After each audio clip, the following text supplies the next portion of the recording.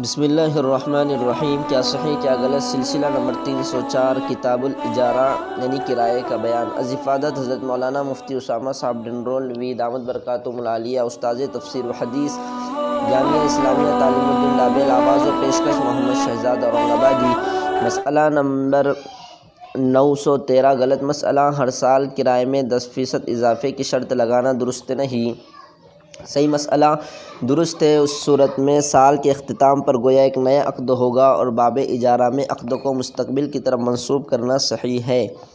مسئلہ نمبر 914، غلط مسئلہ، درختوں کو پھل کے واسطے یا جانور کو دودھ کے لیے کرائے پر لینا جائز ہے۔ صحیح مسئلہ جائز نہیں کہ اجارہ منافع کا ہوتا ہے، اعیان و زوائد کی تو بیع ہوتی ہے۔